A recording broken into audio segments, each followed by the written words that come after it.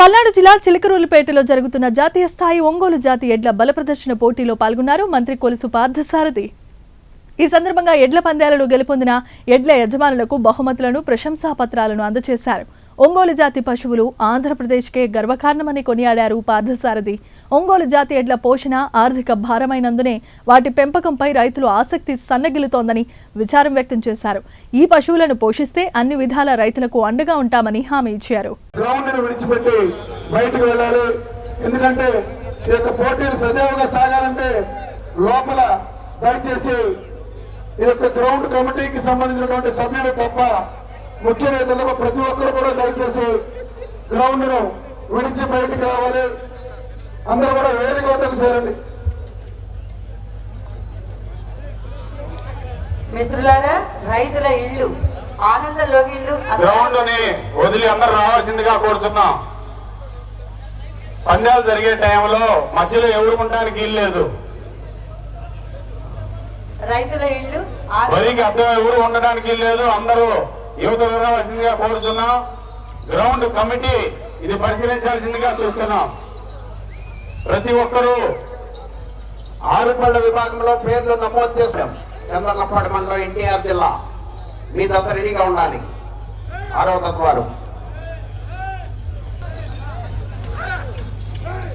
ఎర్రం రాజశేఖర్ గారు, యశ్వంత్ గారు, దండపాడు నరసరావుపేట మండలం, పల్నాడు జిల్లా. కయ్యం మణికంఠ గారు, బయ్యారం క్రోసూరు మండలం, పల్నాడు జిల్లా. వారి జత ప్రదర్శనలో ఉన్నాయి. ఆశీస్సులతో గుంటూరు బొల్లికోటయ్య మెమోరియల్ బల్లిపర్రు, పామర మండలం, కృష్ణా జిల్లా కంబైన్డ్ గా ప్రదర్శనిస్తున్నాయి.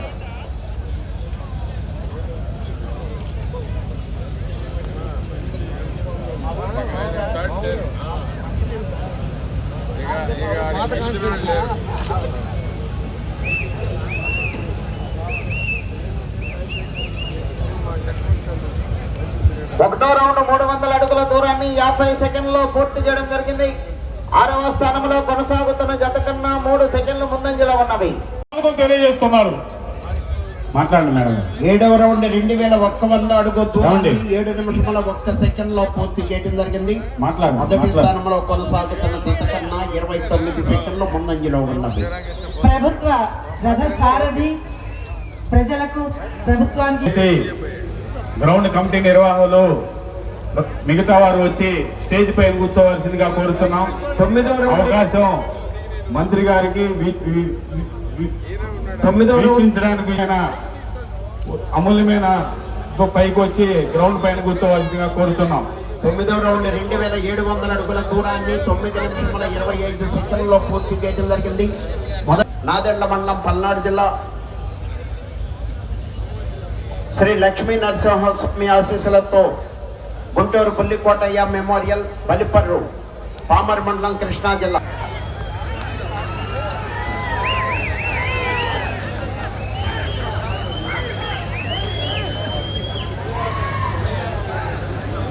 ఉన్నది. మొదటి స్థానంలో కొనసాగాలంటే అటు చివరకు వెళ్ళాలి, మరలా తిరిగి ఇటు చివరకు వచ్చి మరలా తిరిగి 67 అడుగుల దూరాన్ని దాటాలి. మరికొద్దిసేపు వెళ్ళి మరలా తిరిగి 67 అడుగుల దూరాన్ని లాగితే ప్రస్తుతానికి మొదటి స్థానంలో కొనసాగుతారు.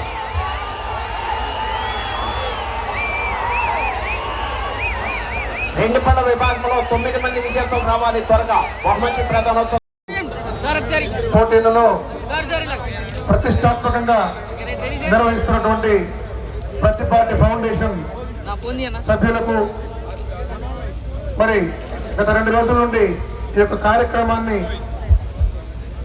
నిర్వహిస్తున్నటువంటి మరి ఎలం సాంబశివరావు గారికి, అలాగే వారి టీం సభ్యులకు, అట్లాగే వారితో పాటు ఈ యొక్క కార్యక్రమం విజయవంతానికి పరిశ్రమిస్తున్నటువంటి తెలుగుదేశం పార్టీ నాయకులకు, కార్యకర్తలకు, కూటమి నాయకులందరికీ కూడా ముందుగా విజేతలకు మరి మంత్రివర్యులు మరియు విశిష్ట అతిథులైనటువంటి శాసనసభ్యుల చేతుల మీదుగా ఈ యొక్క బహుమతి ప్రదానం జరుగుతుంది.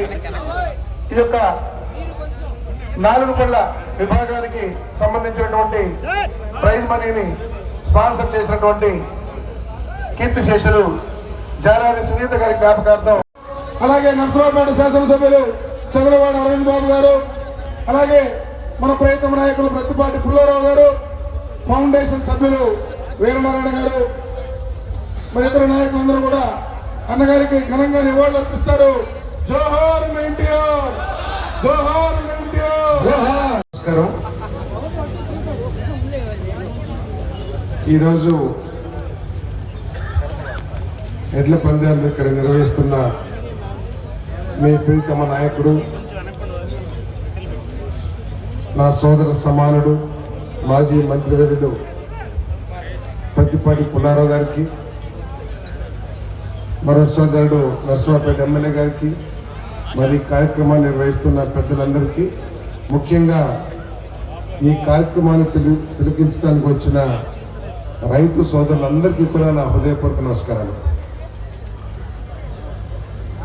ఇటువంటి పోటీలు తరచుగా ఎక్కువగా నిర్వహించాల్సిన అవసరం ఎంతైనా ఉందని భావించే వాళ్ళలో నేను ఒకరిని.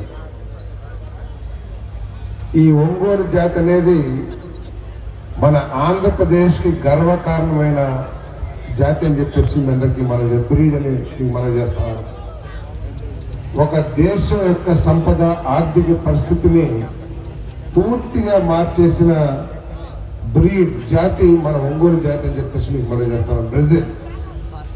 బ్రెజిల్ దేశం మన ఒంగోలు జాతి గిత్తల్ని కొన్ని తీసుకుని వెళ్ళి తద్వారా దాని సంతతిని పెంపొందింపజేసి అక్కడ వ్యవసాయాన్ని పూర్తిగా ఈ ఎడ్లతో చేసి ఆ దేశ ఆర్థిక పరిస్థితిని మార్చుకున్న పరిస్థితి మన ఒంగోలు జాతి ఔన్నత్యం అని చెప్పేసి అందరికీ మనం చేస్తాను. ఒకప్పుడు యువకులకి తెలియదేమో కానీ ఒకప్పుడు నీ దగ్గర ఏం కారు ఉంది, బెంజ్ ఉందా, బెంట్లీ ఉందని అడిగేవాడు కాదు. మన ఇంట్లో మన చావిట్లో కట్టేసిన పూర్తి మాపురం పట్టిన గిత్తుంటే అదే పెద్ద దర్పం ఆ రోజుల్లో అని చెప్పేసి మీ అందరికీ మనం చేస్తాను. దురదృష్టం, అభివృద్ధి పేరు మీద, సాంకేతికత పేరు మీద మనం వాటన్నిటిని కూడా కొంచెం నెగ్లెక్ట్ చేసామనేది వాస్తవం అని చెప్పేసి మీ అందరికీ మనం చేస్తాను. దాంట్లో అనేక సమస్యలు ఉన్నాయి.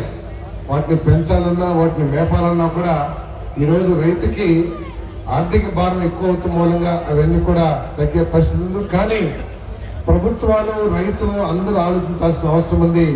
ఈ ఒంగోలు జాతి ఆవులను కానీ గిత్తల్ని కానీ మనం పెంపొందించుకోవాల్సిన అవసరం ఉంది. ఎందుకంటే ముఖ్యమంత్రి గారు చెప్తూ ఉంటారు, మనందరం కూడా యూరియా మీద, ఈ కెమికల్ రసాయనాల మీద వెళ్ళిపోయాం. అదే కనుక మనం ఈ సంతతిని పెంపొందింపు చేసుకుని కొద్దిగా కష్టపడితే ఒక్క జత గిత్తలు 2 ఎకరాలకి ₹1 ఖర్చు లేకోకుండా ఎరువులు వస్తాయని చెప్పేసి నెలకి మనం చేస్తాను నేను. కాబట్టి దీన్ని పెంచుకోవాల్సిన అవసరం ఉంది. మా ముందు తరం రాజకీయ నాయకులు కూడా దానికోసం పోరాటాలు చేశారు. ఈ కృష్ణా, గుంటూరు, ఈస్ట్ వెస్ట్ కూడా. మరి 3వ రౌండ్ 900 అడుగుల దూరాన్ని 3 నిమిషముల 50 సెకండ్లో పూర్తి చేయడం జరిగింది. 5వ స్థానంలో కొనసాగుతున్న జత కన్నా 2 సెకండ్లు వెనుకంజలో ఉన్నది.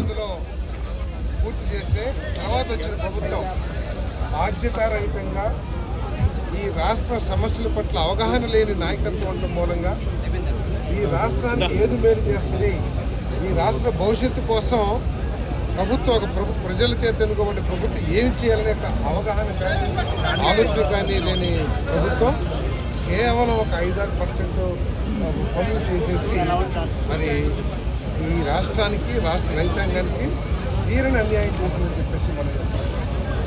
మరి ఈరోజు ముఖ్యమంత్రి గారు పదవి స్వీకారం చేసిన మొట్టమొదటి నుంచే ఆ ప్రాజెక్టు ఏ విధంగా కంప్లీట్ చేయాలని చెప్పేసి మరి ఇంజనీరింగ్ శాఖతో, ఇరిగేషన్ శాఖ అందరూ కూడా సమన్వయం చేసుకుంటూ మరి వచ్చే నెల నేను కూడా మొన్న వెళ్ళాను. నేను ముఖ్యమంత్రి గారితో కాంట్రాక్టర్లు చాలా నమ్మకంగా వచ్చే సంవత్సరం 2027 మార్చి కల్లా ఈ ప్రాజెక్టు పూర్తి చేసి మీకు అప్పచెప్తాము. రైతుకి సాగునీరు, త్రాగునీరు వదలటానికి కావాల్సిన ఎన్ని కూడా పూర్తి చేస్తాం. ఒకవేళ 2 నెలలు అటు అయినా కూడా 2027లో పోలవరం పూర్తి చేయబోతా ఉన్నాం.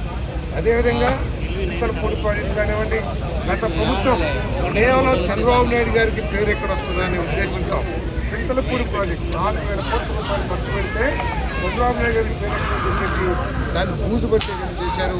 తద్వారా వెస్ట్ గోదావరి ఆ ప్రాజెక్టును కూడా సుప్రీంకోర్టుని కేంద్ర ప్రభుత్వం ఒప్పించి మరి ప్రారంభించుకోవాలని చెప్పేసి అంతేకాకుండా రైతులకి ఒక్కసారి ఆలోచన చేయండి. ఏ ప్రభుత్వమైనా స్వతంత్రం వచ్చిన తర్వాత ఉద్దేశం ఉన్నాం 24 గంటల్లో రైతులు పండించిన పంటకి గిట్టుబాటు ధర చెల్లించి డబ్బులు అకౌంట్ వేసిన ప్రభుత్వం ఇక్కడ ఉందేమో ఒకసారి ఆలోచించేమని చెప్పేసి మనం చేస్తాం.